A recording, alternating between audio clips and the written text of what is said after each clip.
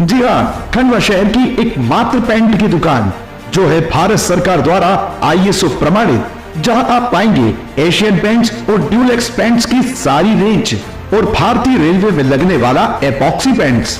साथ ही हमारे यहाँ वाटरप्रूफिंग केमिकल की सारी रेंज उपलब्ध है और मकान में लगने वाले दीमक का काम भी किया जाता है। अधिक जानकारी के लिए संपर्क करें राजा पेंट्स, बॉम्बे बाजार, खंडवा। आकर के पानी के लिए संघर्ष करना पड़ रहा है, क्या है पूरा मामला? सिहाड़ा जावर उद्वहन परियोजना के माध्यम से लगभग 53 गांव के एरिया में पानी आना था, जो 500 करोड़ रुपए की योजना थी।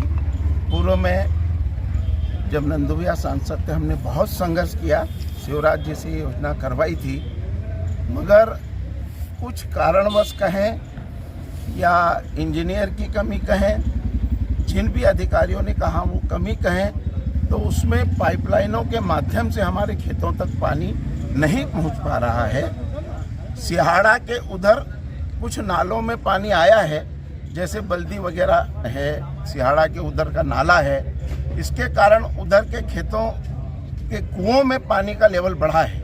मगर कोटवाड़ा, बड़गांव माली, सुंदरबेल, नहालदा, रूधी, यहाँ 1,000 फीट तक ट्यूबवेल करने के बाद भी पानी नहीं मिल रहा है। मैंने खुद ने 1,000 फीट ट्यूबवेल कराया, एक बूंद पानी नहीं निकला।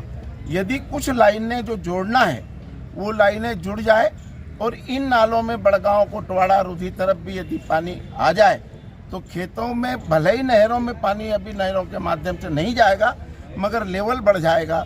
उन नालों में, तालाबों में यदि पानी छूट जाएगा, मगर कुछ पाइपों के केवल नहीं जुड़ने के कारण, अब वो इंजीनियर कहीं बोल रहा है कि किसान नहीं मान रहे हैं। किसान तैयार है, यदि उसकी फसल लगी हुई तब भी वो ये बोल रहा है कि मैं तैयार हूँ, मेरी फसल के बीच में से आप पाइप डाल लें।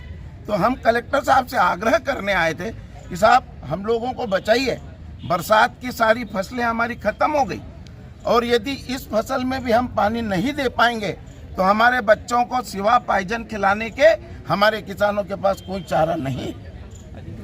मेरा कलेक्टर साहब से, मध्य प्रदेश शासन से पुनः आग्रह है, निवेदन है, करबद्ध प्रार्थना है कि आप इन पाइपों को जोड़ करके हमारे खेतों की प्यास बुझाएं, हमारी आने वाली पीढ़ी को जीने के लिए मौका दें, उनको भी विकास के लिए मौका दें।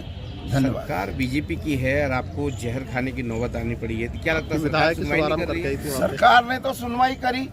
अब सरकार ने सुनवाई करी तभी तो इतनी बड़ी पाइपलाइन हमारे यहाँ आई। आज 500 करोड़ योजना जो है शिवराज जी ने हमको दी थी, सरकार नहीं सुनती तो इतनी बड़ी योजना नहीं आती। मगर कुछ कारण है, कुछ कमियां हैं, यदि वर्तमान में उन कमियों को दूर कर लिया जाए तो हमारे खेतों की प्यास बुझेगी।